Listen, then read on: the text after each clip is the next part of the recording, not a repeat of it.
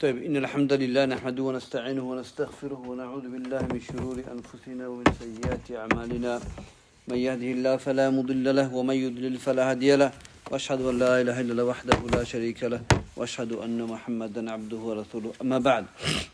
طيب إخوة, today inshallah we'll discuss فضل التابعين وأئمة المتبوعين, the virtue of the tabi'in and the scholar imma who followed them. طيب, tabi'in are the generation who came after the companion radiallahu anhum. And Imam says here, Imam Ibn Abi Dawud, وَمَنْ بَعْدِهِمْ فَالتَّابِعُونَ لِحُسْنِ مَاخِذ وَأَفْعَالِهِمْ قَوْلًا وَفِعْلًا فَأَفْلَحُوا. طيب, he said, after them is tabi'in, and they've taken from the sahabas, from the action, the statement and everything. فَأَفْلَحُوا. We'll explain the rest. First of all, tabi'in. Man hum tabi'in? Tabi'un are those believed in the companions. They believed in they met companions and they believed in them and they died upon it. These are the tabi'un. And the Prophet praised them in the Quran, in the Hadith. خَيْرُ قَرْنِ ثُمَّ الَّذِينَ يَلُونَهُمْ ثُمَّ الَّذِينَ يَلُونَهُمْ. Narration said that he wasn't sure. The Prophet mentioned the fourth generation as well. طيب. So the best of the nation is my nation, the companions, then those who came after them, tabi'un, and those who came after them, atba tabi'un, the follow the tabi'un. طيب, tabi'un are the students of the companion, radiallahu anhum, and they studied under the companions, like Mujahid, Sa'id bin Jubair, Tawus, like them, Ibrahim al-Nakha'i.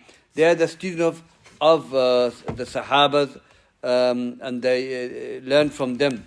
So they are praised, tabi'un are praised by Prophet ﷺ, and also praised in the Quran. Allah said, وَالسَّابِقُونَ الْأَوَّلُونَ مِنَ الْمُهَاجِرِينَ وَالْأَنصَارِ وَالَّذِينَ اتَّبَعُوهُمْ بِإِحْسَانٍ. That Allah said, those who advanced the first generation, al-Muhajirun and the Ansar.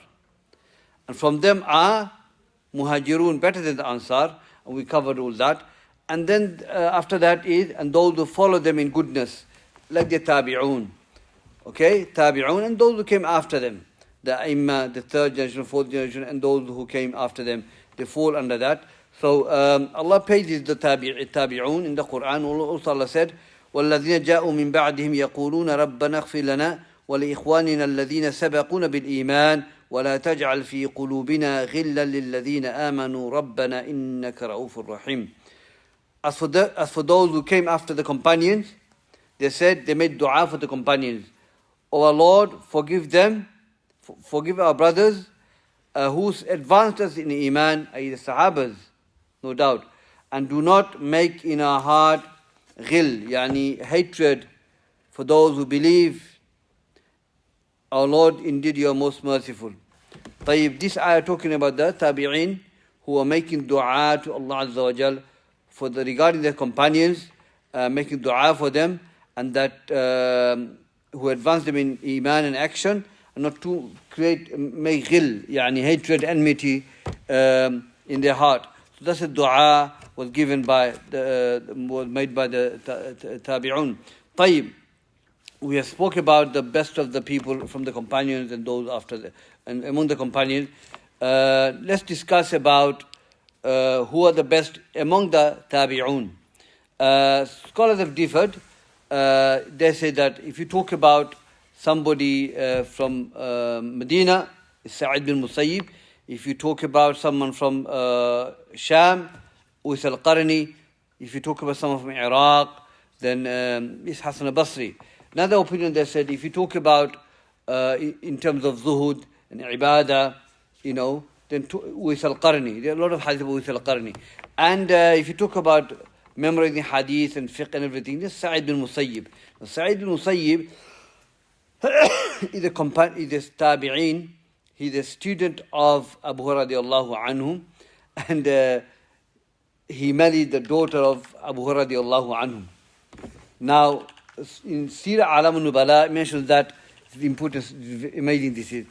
Sa'id bin Musayyib their aqwal, their statement where he said that Adallun Nas Sa'id bin Musayyib, from Tabi'een, the most noble is Sa'id bin Musayyib. That he married his daughter to one of his students, and when they got married, so what happened? Sa'id bin the husband, her husband wants to go to the lesson of Sa'id bin Musayyib, and she said, "Where are you going?" The wife said, "Where are you going?" The daughter of Sa'id bin Musayyib, and you know, find this in our time. So he said, "I'm going to the class of your dad's class, Sa'id bin Musayyib, my father-in-law. I want to go and attend his class." She said, "Close the door. I have in my stomach what my father has. I mean, I have the knowledge of my dad, and I will teach you what my dad can teach you." Subhanallah. He studied under his wife, and he became an alim. Nowadays, you never get this, wife teaching the husband. So Sa'id bin Musayyib was the direct student of Abu Hurairah radiallahu anhu, but Sa'id bin Musayyib never lived at the time of Rasulullah. So he was a tabi'een, and no doubt he's an imam, one of the 7 fuqaha of Medina. One of the 7 is Sa'id bin Musayyib, Urwa, tabi'een, brother of Abdullah bin Zubayr, Ibrahim al-Nakha'i. The 7 fuqaha, one of them is Sa'id bin Musayyib. But Uwais al-Qarni, he lived at the time of Prophet. He lived. Prophet was alive, Uwais was alive. And Uwais couldn't see Prophet because he was looking after his mother. So Prophet said, "There will come a time upon you, a man called Uwais al-Qarni." Okay? And he had some sort of disease, epilepsy, and he was recovered from it, and he looked after his mom a lot, old age, and he looks after her a lot. So there will come a group of people from Yemen. So Uwais al-Qarni, he was born in Yemen, he's Yemeni, he grew up in Yemeni, but then he moved to Sham. So what happened? He said to Umar, he said, if you see Uwais al-Qarni, ask him to make istighfar for you. Surely the istighfar is accepted. طيب. So this group of people came from Yemen. Umar ibn Khattab radiallahu anhu went to the people. He said, "Among you there is Uwais al-Qarni." He said, "Yes." "Can you bring him out?" So he came out. And he said, "Are you Uwais al-Qarni?" He said, "Yes." He said, "You had epilepsy?" "Yes." "You recovered?" "Yes." "You have a mother, you look after her?" "Yes." So Prophet told us about you. You know that to ask you to make istighfar for us, and Allah will accept the istighfar. So he made istighfar, and Allah accepted the istighfar of Uwais al-Qarni, and Prophet said, "Ask him to make istighfar for us all as well." So he made istighfar, he was accepted by Allah Azza wa Jal. Shows he's a righteous person. Shows Uwais al-Qarni, one of the righteous person, for Allah to accept dua, istighfar from Uwais al-Qarni. And he was imam, he was great scholar. Imam al-Dhahabi mentions about Uwais al-Qarni that he was a righteous man, worshipper, he was a zahid. Zahid is the one who worshipped Allah, and he wasn't into dunya too much. He had a zuhud. And he was, so Imam Muslim has a whole chapter on Fadlu Uwais al-Qarni, virtue of Uwais al-Qarni. And Imam Nawawi praises him as well.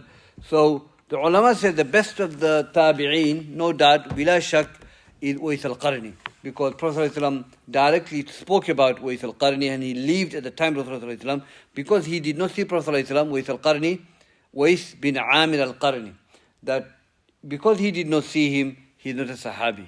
But he, the Muslim, righteous man, he worshipped Allah. Prophet spoke about him in the hadith. طيب. So those tabi'een or tabi'un, they took it from the companions. Their action, their statement, they followed them in that aspect. So they were successful in that. So Ibn Abi Dawud, he mentions, then he talks about other ai*imma who came after the tabi'een. He mentioned Malik, Imam Malik, okay, Sufyan al-Thawri, ثم أخوهم, the other brothers, Abu Amr al-Awza'i, ذاك Musabbih, and they are praised a lot. And so these are the one. Then after them who came? ومن بعدهم إمام الشافعي وأحمد وإمام هدى من يتبع الحق وينصح So those two Imam Shafi, Imam Ahmed, who followed the guidance and they called to this guidance, make people aware of the guidance, who guided the people. أولئك قوم قد عفى الله عنهم فأحببهم فإنك تفرح. So these people, the ulama, Allah has overlooked, He forgave their mistakes. Okay? So love them.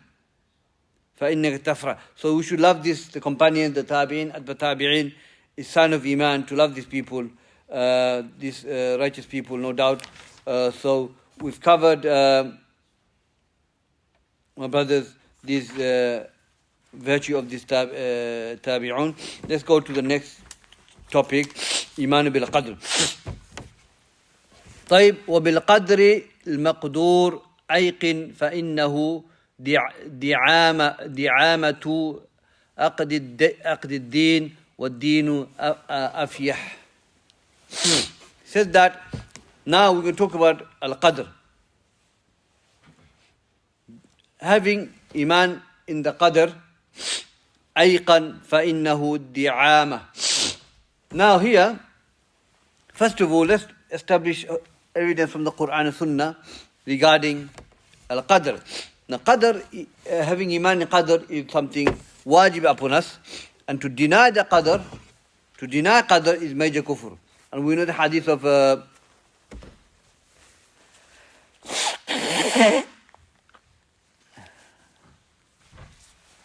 bin Khattab radiallahu anhu, when Jibreel asked Prophet ﷺ, tell me about Iman, and he explained, Iman an tu'mina billahi wa malaikatihi wa kutubihi wa rusulihi wal yawmil akhir wa tu'mina bil qadri khayri wa sharri, that to believe in Iman is to believe in Allah, to believe in the angel, the books and the Prophet, to believe in the last day, and to believe in the Qadr, good and bad. So this is the proof to say we have to believe in Qadr, which is the last pillar of Iman. Also, my brothers, in the Quran, Allah mentioned Qadr, إِنَّ كُلَّ شَيْءٍ خَلَقْنَاهُ بِقَدْرٍ, that everything that we have created with decree.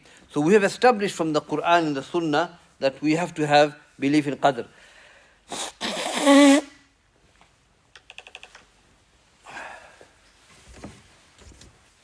Now Qadr, when it comes to Qadr of Allah Azza wa Jal, there are pillars we have to believe.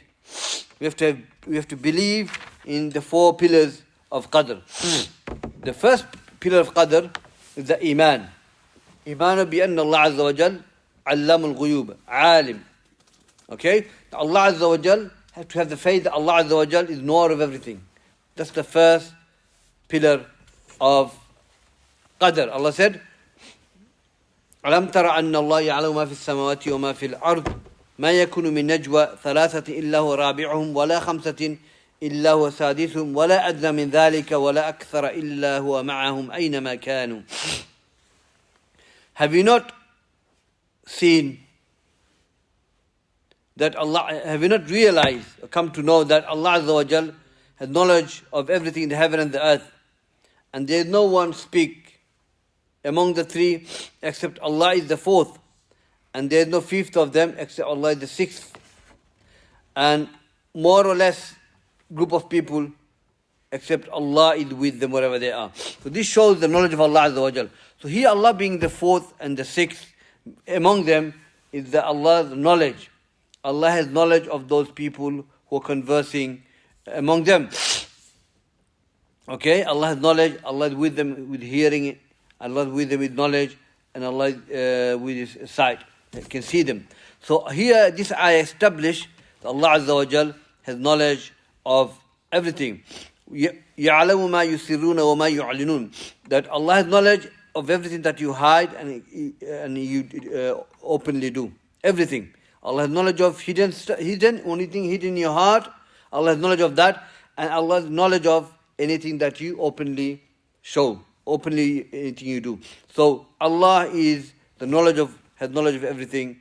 Allah said, وَيَعْلَمُ مَا فِي السَّمَاوَاتِ وَمَا فِي الْأَرْضِ. Allah has knowledge that everything in the heaven and the earth. طيب.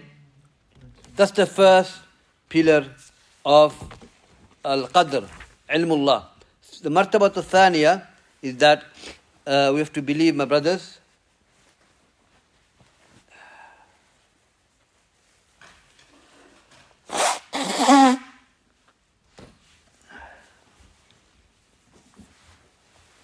is that Allah Azza wa Jal wrote the decree in Lawh al-Mahfuz. So everything that happened in the heaven and the earth, it has been written in the Lawh al-Mahfuz. And the hadith, we have many hadiths on the Abdullah ibn Amr ibn al-As radiyallahu anhu. كتب الله مقادير خلائق قبل أن يخلق السماوات والأرض ب50,000 سنة وعرشه على الماء. That Allah Azza wa Jal has written the decree of every creation. That's everyone. Allah has, it's the general hadith. Decree of everyone before He created heaven and the earth, 50,000 years of journey. And the arsh was already there. So this is talking about every human being that on the heaven and the earth, Allah wrote the decree. That's the individual one. General. Okay? Allah said in the hadith, أول ما خلق الله تبارك وتعالى القلم. The first thing that Allah created was the pen. قال له اكتب. Allah said, اكتب to the pen. Write. He said, ماذا أكتب وما أكتب. He said, what shall I write? He said, اكتب ما يكون في الكاهن إلى تقوم الساعة يعني. That write everything that will take place until Yawm al-Qiyamah. Again, the general decree. Everything that we see is written in Lawh al-Mahfuz. طيب? So our decree is written by Allah Azza wa Jal. So what about our decree? In the hadith of Prophet he said that إن أحدكم يجمع خلقه في بطن أمه 40 يوما ثم يكون علقة مثل ذلك ثم يكون مضغة مثل ذلك ثم يرسل ملك فينفخ فيه الروح ويؤمر بأربع كلمات بكتب رزقه وأجله وعمله وشقي أو سعيد. That this hadith of Ibn Mas'ud radiallahu anhu, that when Allah Azza wa Jalla gather you in the belly of your mother for 40 days, okay, and then He describes your clot of a blood, then you become mudgha, yani the bones and all that comes into form. Allah describing all that. Hadith of Prophet ﷺ, He describing it. Then Allah will send an angel to blow the ruh by the will of Allah. So when the ruh is blown, baby becomes alive. Then what is it? This individual decree. The fourth thing will be written for that person. His risk, his provisions, his lifespan, his action, and is he happy or sad. Now this is called a decree khas for individual. So our individual decree is written in the stomach of our mother, and everyone have that. This is specific qadr. Now the qadr that is in the Lawh al-Mahfuz, hadith Abdullah ibn Amr ibn al-As radiallahu anhu, that Allah wrote the decree of the creation 50,000 years before He created the heaven and the earth. That's the general qadr, but it cannot be changed. That decree cannot be changed, which is Lawh al-Mahfuz. But when the hadith says, لا يرد القدر إلا بدعاء, that the qadr cannot be changed except through dua, is the qadr, the individual qadr. Our qadr, individual qadr we have. Our lifespan, our action, if you're happy or sad, our lifespan is already been decreed individually by Allah Azza wa Jal. That can be changed by the dua. Okay? But what is written in Lawh al-Mahfuz, that cannot be changed. لا يتغير. That doesn't change. That stays where it is. طيب? So our decree is written by Allah Azza wa Jal. Individual decree is written. And now here we will talk about something I've mentioned, inshallah, that we have qalam and we have arsh. Scholars have differed regarding which is created first, the arsh or the qalam. The most authentic opinion is that the arsh is created before, because وَكَانَ عَرْشُ عَلَى الْمَاءِ. When the pen was writing the decree, that means the arsh is already there, meaning it's created before the pen. And Ibn Qayyim says in Nuniyah, وَالنَّاسُ مُخْتَلِفُونَ فِي الْقَلَمِ الَّذِي كُتِبَ الْقَضَاء بِهِ مِنَ الدِّيَانِ هل كان قبل العرش أو هو بعد؟ قولان عند أبي علاء همذاني والحق العرش قبل لأنه قبل كتابة كان ذا أركان. Now the mankind have differed regarding is the pen created first, which wrote the decree. Okay? Was it before the Arsh or not? Or after the Arsh? The two opinion with Abi Ala Hamadani. There's two opinions among them. Okay? وَالْحَقُّ أَنَّ الْعَرْشِ The most authentic opinion is that the Arsh was before the pen. Because when the pen was writing it, the Arsh already existed. So we understand from that is the Arsh is the first thing that is created by Allah Azza wa Jal, even though there is a khilaf. And this is the opinion of Shaykh Al-Islam ibn Taymiyyah and Ibn Al-Qayyim and others. The pen is created, the Arsh is created before the pen. طيب. Now, we've understood that. Now, regarding Qadr wal Qada, what's the difference between Qada wal Qadr? Some of the ulama says, Qadr wal Qada, the difference is that Qadr is what is written, Lawhul Mahfuz, is written, the decree. Qada is when it took place, when it takes place, when it happens, okay, this Qada. Some of the ulama says, there's no difference between Qadr and Qada. Okay, Imam al-Zuhri said that al-Qada wal-Qadr kalimatan mutalazimatan la yanfakku ba'duhuma an ba'd. That these two words, Qadr wal-Qada, goes hand in hand. They cannot be separated. I mean, they're same. Qadr wal-Qada is same. There's no difference between them. طيب. So we covered the level of Al-Qadr. Now we want to discuss something else now regarding this.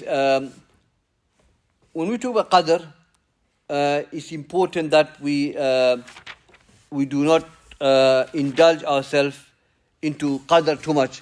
And because people have misguided when they spoke about Qadr, and it can become confusing if you don't understand properly. The Prophet said in the hadith, لا تكلموا بشيء من القدر فإنه سر الله فلا تفشوا سر الله. That do not speak about Qadr in too much because it is hidden knowledge of Allah, so do not propagate it. So sir here means the knowledge. When it comes to Qadr, the knowledge is with Allah Azza wa Jalla. And sometimes it can be confusing. For example, when the Sahaba said to Rasulullah, if Allah has knowledge of every slave, whether they're going to go heaven or hell, then what's the point doing the work? What's the point doing a'mal? Prophet said, i'malu.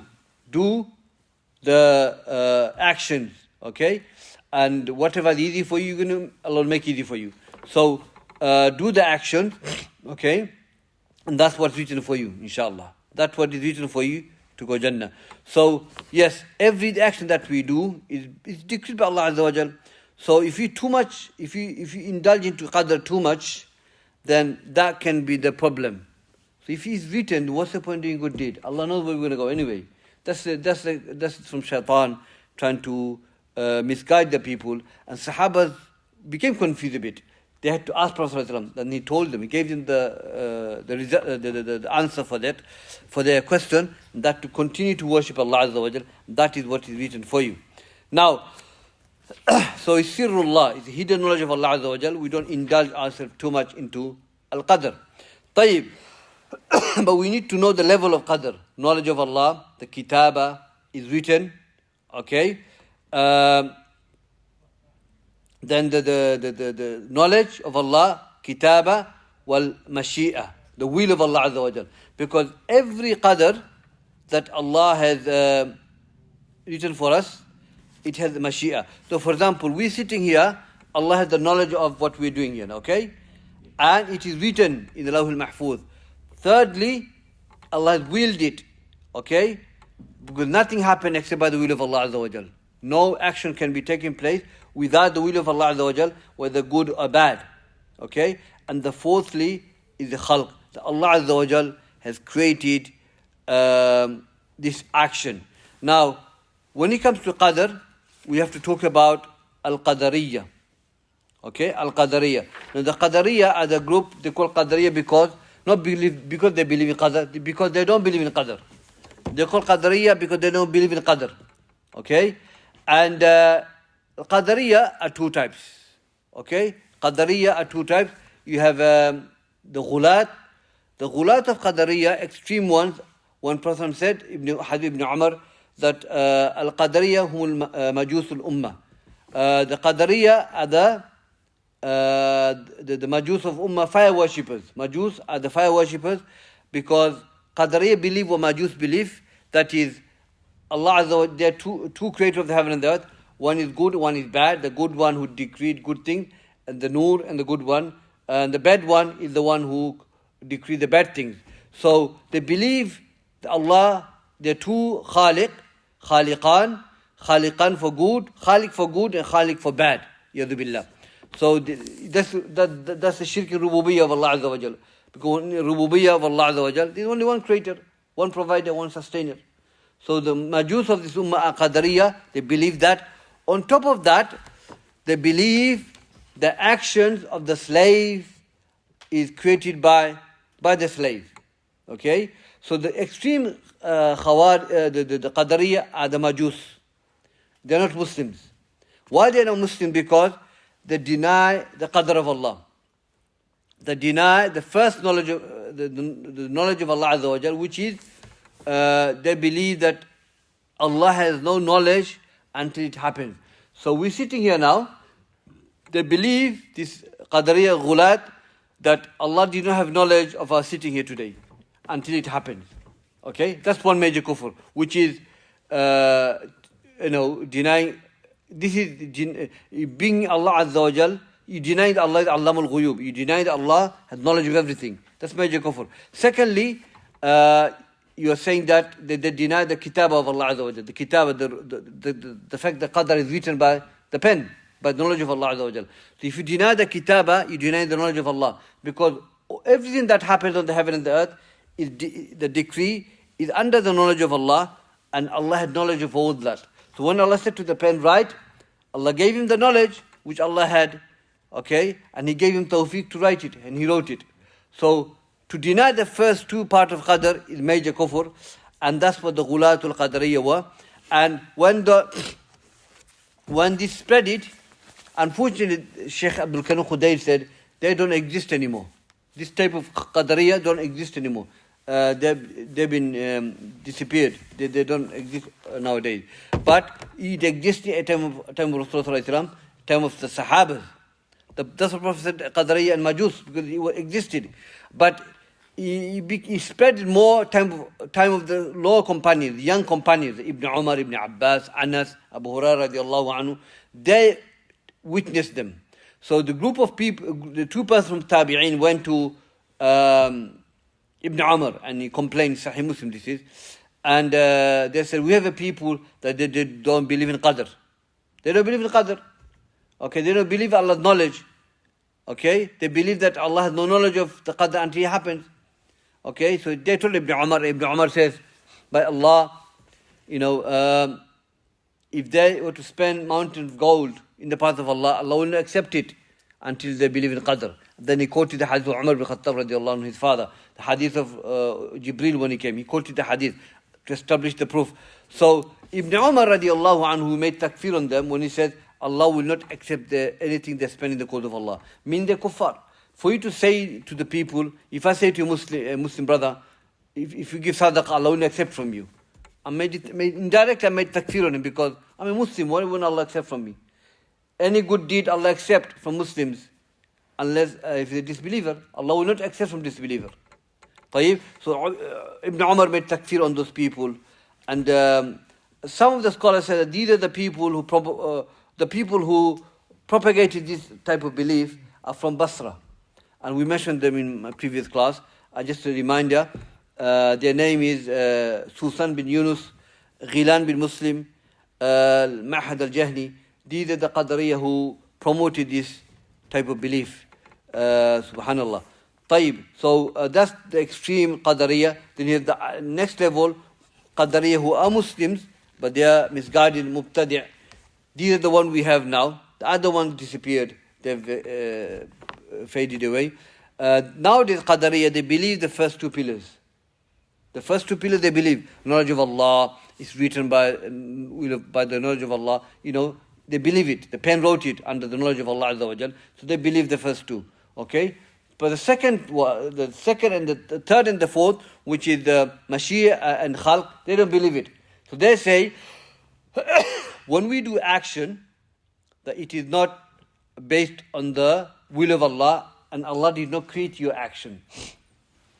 So if, for example, if I were to throw a pebble, say Jamarat, I threw a pebble, okay? They say, it is not done by under the mercy of Allah. Allah did not create that action. We say, why not? The fact you threw that, okay, Allah willed that. If Allah didn't will it, will never happen. And the fact you threw the pebbles, Allah created that action. It's an action, Allah created it. Allah said, وَاللَّهُ خَلَقَكُمْ وَمَا تَعْمَلُونَ. Okay? وَاللَّهُ خَلَقَكُمْ وَمَا تَعْمَلُونَ. That Allah created you and everything that you do. وَاللَّهُ خَالِقُ كُلِّ شَيْءٍ. And Allah is creator of everything. So Allah created your action and He willed it. Okay? He willed it.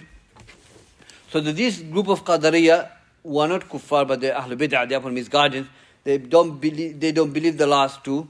Okay? But it's still bid'ah. It is not allowed. Because Allah affirmed in the Quran that He created your actions. Okay? You do the action because of Allah willed it, and you did it according to your own choice. So Allah created the action for you. Tayyib. We have second type of group. We have to mention this for a lot of brothers who are listening and who listen to this. We have another group of people, extreme ones, Jabariyah. So we'll mention the Qadariyah, how they're extreme, and how the Jabariyah extreme. Jabariyah, the people who believe everything that we do are majboor. These names are given to these people because that's what they deserve, because of their movement, because of their belief that they hold in their life and their lifestyle. So the Khawarij are called Khawarij because they make khuruj upon the rulers. Okay? The Mu'tazila, they call Mu'tazila because they attribute themselves to Wasil bin Ata. But why is he called Mu'tazila? Because he isolated himself from the class of Hassan al-Basri when he was refuted on the issue of major sins. Jahmiya, they call Jahmiya because they associate themselves to Jahm. Tayyib. Rafida, they call Rafida because they rejected what Zayd said regarding Abu Bakr and Umar. He praised them. Rafida rejected it. So they are Rafid. So every names of these people, these groups, comes because of either who they attribute themselves to, or because of the action they do. So Qadariyah, the action is they deny the Qadr of Allah. Jabariyah, they call Jabariyah because they believe in majboor. Ajbara, yujbir, majboor. The ajbara, ijbar. So they feel they're majboor, they're forced to do act. Okay? They have no choice. Okay? And which is again lie against Allah and His Messenger. Because Allah did not force anyone to become Muslim. La ikrah fi din. There's no compulsion upon Islam. No one forcing you to worship Allah. No one forcing you to do act. You are chose to do act. Okay? Allah said, لِمَنْ شَاءَ مِنْكُمْ أَنْ يَسْتَقِيمُ وَمَا تَشَاءُونَ إِلَّا أَنْ يَشَاءَ اللَّهُ رَبُّ الْعَالَمِينَ. Okay? Allah said, لِمَنْ شَاءَ مِنْكُمْ أَنْ يَسْتَقِيمُ. Whoever wished to be upright, let him be upright. This is refutation against who? The Jabariyah. You say you're forced to do action, but Allah saying, whoever wished to be upright, then let him be upright. I'm giving you choice. No one forcing you. Then the second part of the ayah is refutation against Qadariyah. Okay? لِمَنْ شَاءَ مِنْكُمْ أَنْ يَسْتَقِيمُ وَمَا تَشَاءُونَ إِلَّا أَنْ يَشَاءَ اللَّهُ رَبُّ الْعَالَمِينَ.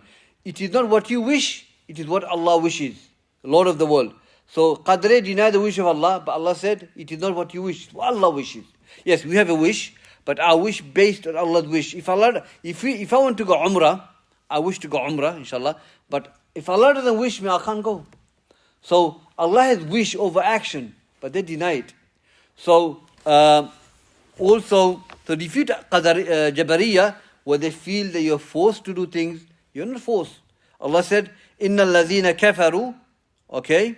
إِنَّ الَّذِينَ كَفَرُوا. As for those, indeed those who disbelieve. The Shaykh says here, Allah attributed the action to you. Indeed those disbelieve. So when you disbelieve, did Allah force you to disbelieve? La. You disbelieved. Allah said, إِنَّ الَّذِينَ آمَنُوا وَعَمِلُوا الصَّالِحَاتِ. Okay? As for those who believe, so those who believe, so you believe, the action you've done it's that you believed. So Allah attributed the action to you. وَعَمِلُوا الصَّالِحَاتِ. And those who do righteous action. Okay? So who is he talking about? Allah? The people who do righteous action. So action is attributed to the person. Okay? Because he's doing the action. Okay? So the Jabariyah, when they say you're forced, where in the Quran Allah said, I forced the people to worship me. He attributing the action to the person. Those who disbelieve, those who believe, those who do salah, he's attributing the action to the person. He's making the action, not Allah. طيب? So we can use that as a refutation as well. Okay? Allah attribute the action to the slave. Because you're doing the action. طيب? So the Qadariyah,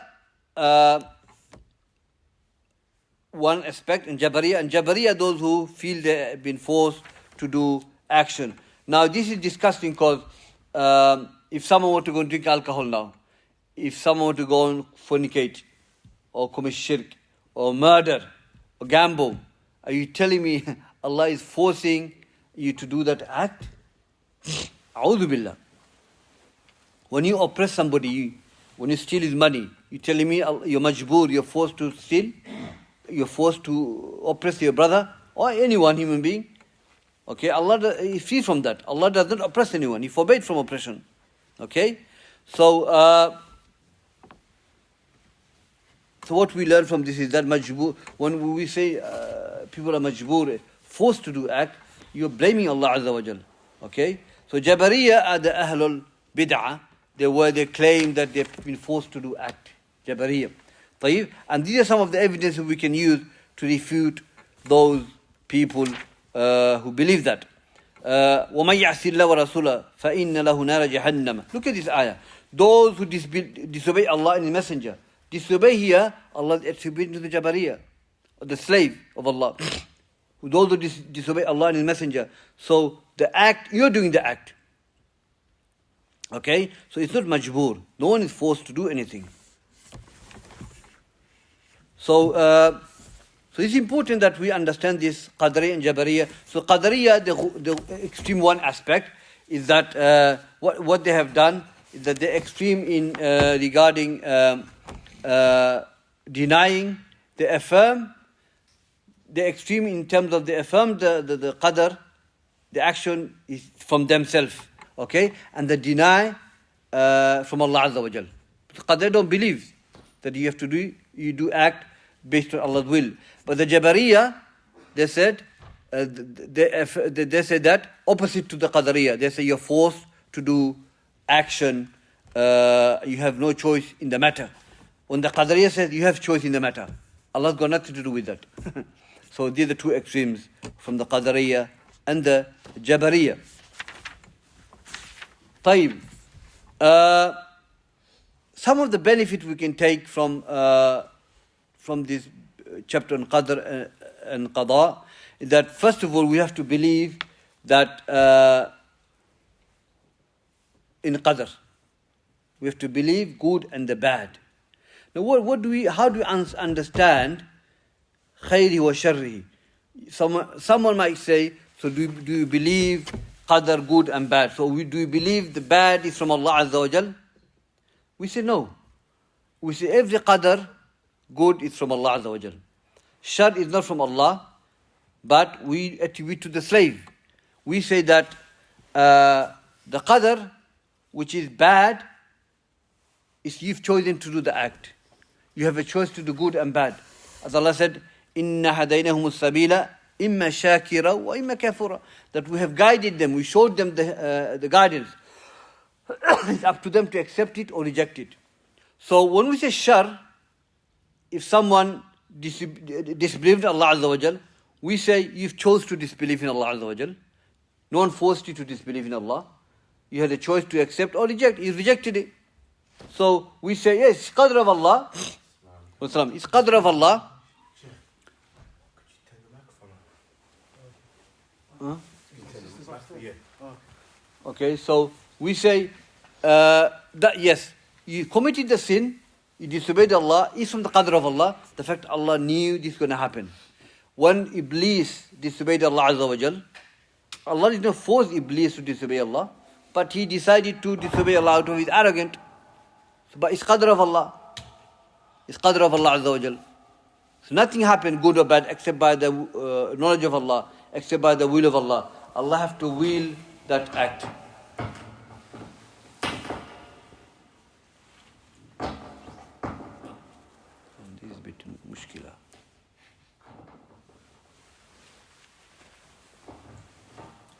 طيب. So we're talking about qadr, good and bad. طيب. How do you attribute bad to Allah? We don't attribute qadr, bad to Allah Azza wa Jal. We say Allah has given slave choice to do good and bad. Yeah, Allah has given slave to do good and bad. So when Iblis disobeyed Allah, Allah did not force Iblis to disobey Allah Azza wa Jal. He chose to disobey Allah. I decided not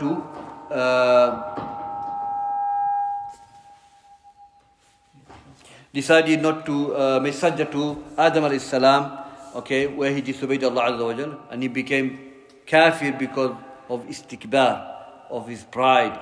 طيب. So we have to understand this now. So this is the qadr of Allah what took place, but he chose to do that act, to disobey Allah. And Allah knew that it's going to happen. So likewise those Ahlul Kitab, when they disobey Allah, they make shirk with Allah. Allah knows that this is going to happen. Allah did not force them, but they decided to disobey Allah Azza wa Jal. Okay, that's how we answer it. They have a choice in the matter. So when they believe, when someone becomes Muslims, Allah knows this is going to happen. Okay, and Allah had knowledge of that prior to that. It's going to take place. So evil, good or bad, it happened by the decree of Allah, qadr of Allah. Okay, but we have a choice in the matter. We chose to obey Allah or disobey Allah Azza wa Jal. So very important. So when it comes to qadr, we have to believe in the 6 pillars of Iman. Okay, good and bad, the qadr. Secondly, is that even though it's decreed by Allah Azza wa Jal, we have to take the asbab. We have to take the means. Prophet took means. And if you don't take the means, if you just say, qadr of Allah, leave it to Allah, whatever Allah decreed will happen. By the way, this is wrong. Because this is against the deen of Allah, against the qadr of Allah. We're not forbade to take asbab. Okay? So I'm going to have exam, I'm going to pass or fail, leave it. Qadr of Allah, whatever Allah decides is going to happen. La.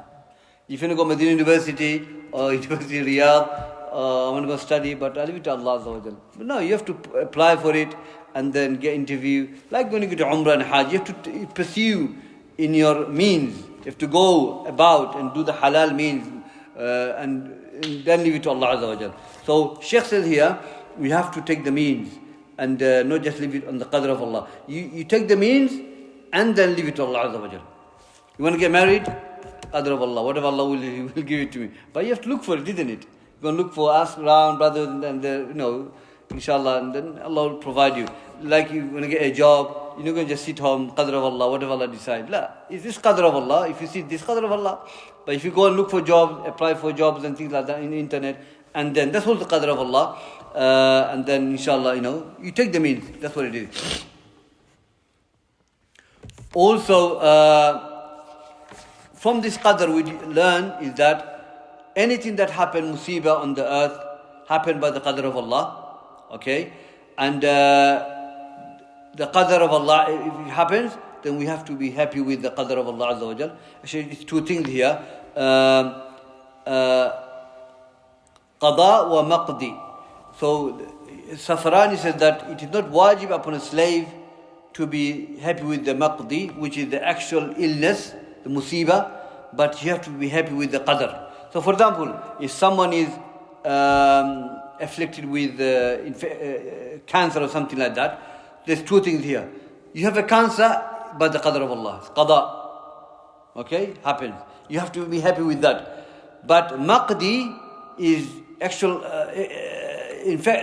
cancer that you're afflicted with yourself. You prefer not to have it. alhamdulillah. But the actual decree, Allah decided for you, you have to be happy with that.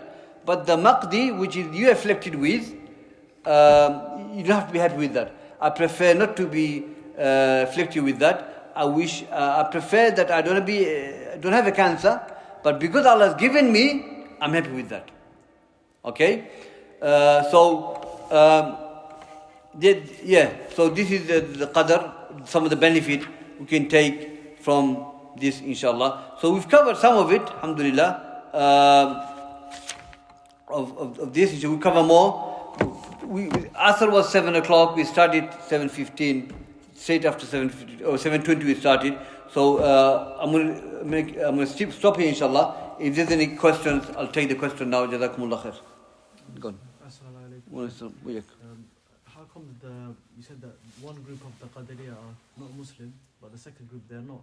But you said they're Muslims. You said that they denied that Allah created the action, but isn't that denying the Quran? Where you said Allah said, Allah created you and what you do. Is that not denying that clear-cut Quran verse? So the brother is asking the question, the Qadariyah two types.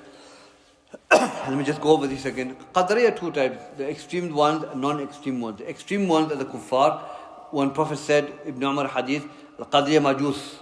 The Qadariyah are fire worshipper of this ummah. Because Majus, what they believe is that they believe there are two creators. The creator who create good and the creator who create bad. That's Majus. They believe that. Qadariyah also believe that, the extreme ones. And they also added, the Qadariyah we've mentioned that, is that Allah Azza wa Jal doesn't have the knowledge until it happens. Okay? These are extreme ones. Okay? And they are not Muslims. And they're not Muslim because of not only that, they also believe that everything that is written, okay, the qadr, they deny that as well. They deny that, the first two pillars of qadr. So they're not Muslim because they deny the knowledge of Allah Azza wa Jal. That's major kufr.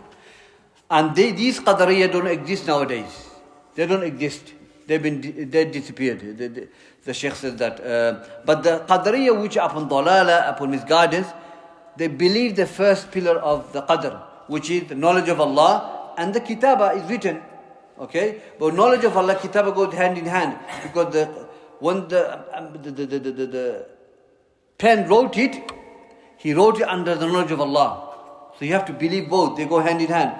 But the last two, which is Mashi'a and Khalq, the will of Allah and the creation of Allah, they deny it. So they say, first we believe it. Allah has knowledge of everything. Allah has knowledge of prior it happens. Okay? Before it happens, Allah has knowledge of it. And also it's written as well. The qadr is written by Allah Azza wa Jal. Pen written by the will of Allah, which is Lawhul Mahfuz. We believe all that, which is they're free from that kufr. But the problem is that they say, we believe, they say, is that when servant does an act, we're sitting here today, they say it is not by the will of Allah. Okay? And the act, the fact we're sitting here or reading Quran, it is a creation, isn't it? It's an amal, it's an action. They say it is not created by Allah. You doing it. You've done it. You created yourself. That's what they believe. So they are not kuffar because maybe they don't understand, maybe they are misinterpreting things from the Quran. That's why. Okay? It's a lesser evil than the first two. So they say, when I read Quran, when I walk to the masjid, Allah did not create that action. I'm doing it myself. Okay? So the Shaykh Saleh says, for you to do act, there are two things. Mashi'a wal Qudra. So you have to have a will and you have to have ability. So for example, you want to go to Umrah now, yeah? You decided to go and make Umrah, but you're old. You can't go. You haven't got the Qudra. Okay? So, but you have Qudra to make Umrah or Hajj, but you don't have the will to go and make Umrah. You're not going to go.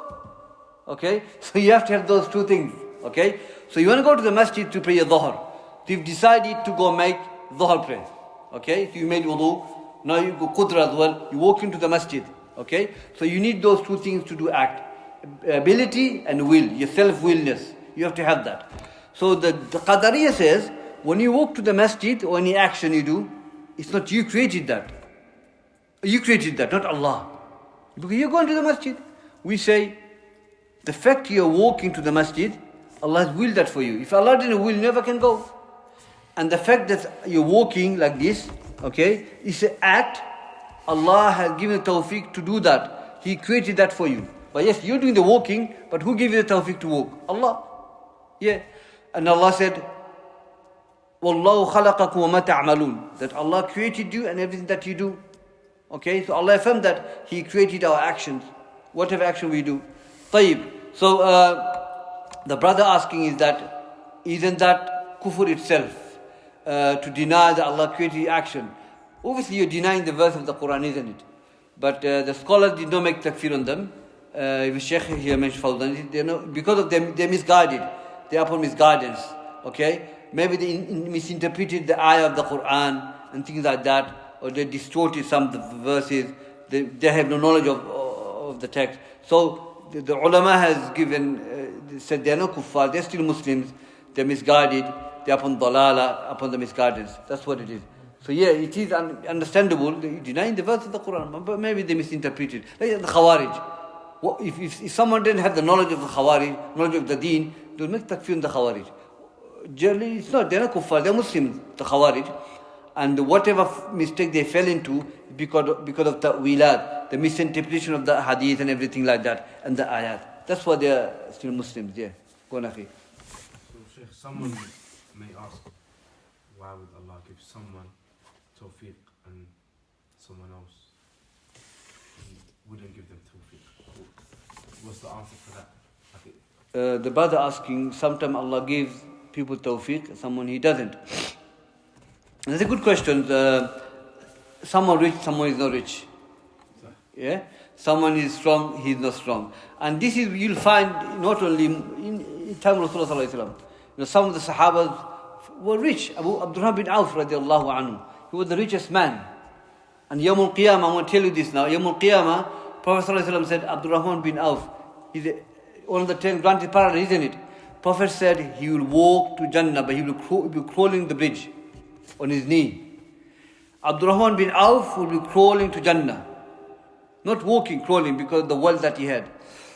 Yes, he's going to go Jannah, no doubt. But Abdurrahman bin Auf, Hazuf Aisha radiallahu anha, that the wealth came from somewhere Sham or Kufa, or Basra, whatever, from outside Medina. And they heard the noise. Prophet said, this is the wealth of Abdurrahman bin Auf, in a camel. He bought so much camels. That's his wealth. Abdurrahman bin Auf was the richest companion, radiallahu anhu. But he spent in the cause of Allah, one of the 10 granted paradise. But his hisab going to be long. His hisab going to be long, but eventually he'll enter Jannah. So Allah gave him the fadl. Allah made him wealthy. Okay? Allah said in the Quran, we are given virtues over others in the wealth. Okay? And some of the companions were poor. Abu Hurairah radiallahu anhu, Sahabi, he used to fall on the floor, hungry, no food. This is another companion, had no wealth. You got Abu Rahman bin Auf, has a lot of wealth. Uthman has a lot of wealth. Abu Bakr was poor. So, this is from the hikmah of Allah Azza wa Jal. He gives to trial people, okay, to see how much you are thankful to Allah. And He doesn't give it to certain people to trial them as well. Okay, are they thankful? So, Hadith says, what the amazing thing about the believers is that in every matter they're amazed. Every matter the believer is amazing. That if Allah blesses him, he's shakir to Allah. And if Allah trials him with difficulties, he's patient with Allah Azza wa Jal. Okay, he's patient. So when Allah gives you a lot of wealth or health, wealth, okay, it's a ni'mah from Allah, you're shakir to Allah. Okay? When Allah trials you with illness and poverty, and if you're sabir, patient, then both you have your reward with Allah Azza wa Jal. So this is from hikmah of Allah, that Allah trials people with those two things. Health and wealth, and poverty and illness. So you will see, I'm sure you've seen in this life, people test different ways.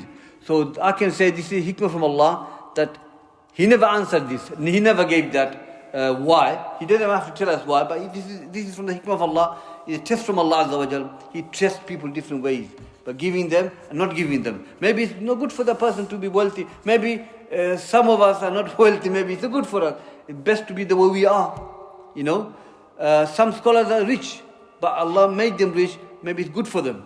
You know, maybe if you're a multi-millionaire, we won't be sitting here today learning the deen. Maybe Allah knows where we're going to be if you're rich. So Allah knows our hal, and Allah trials people different ways.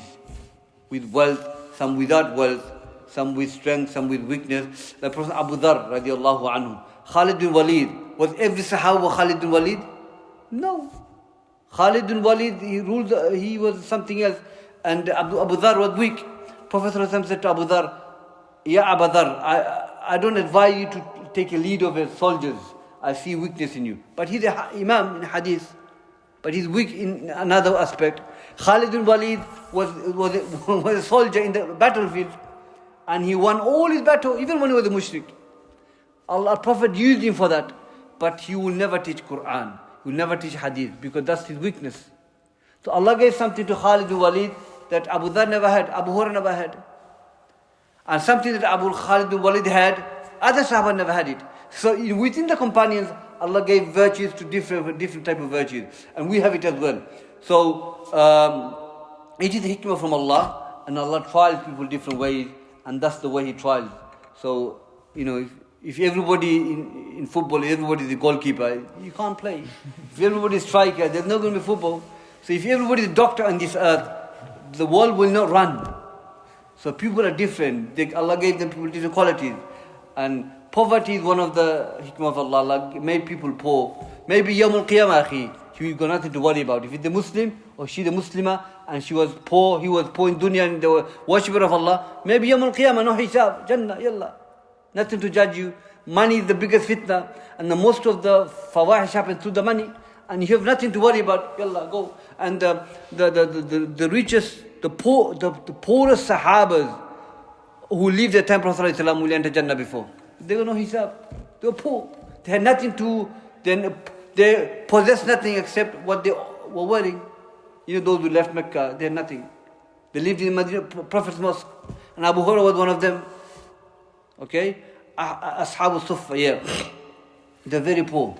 So hadith said they will enter Jannah before everyone. Subhanallah. As for the rich, you're rich in dunya, but in akhirah you're going to have hisab, long hisab. As long as you spend in the cause of Allah, alhamdulillah. But money, wealth is the fitna. I'm just giving one example of the brother asking. So it could be something else. Could be strength as well. Some you're stronger than others. If you use that strength to oppress people, then that's you'll be punished for that. You know, so many things, ikhwa, you know. Good looking as well. Somebody is more handsome than others. The one is handsome, you know, easy to get married. The one is not, find it difficult. Like one of the companions. One of the companions was very bad looking. Okay, Julaybib wasn't a good looking man. He wants to get married. Look at that trial. Nobody wants to marry. Nobody wants to give their daughter to him because he was not good looking. Is that trial from Allah?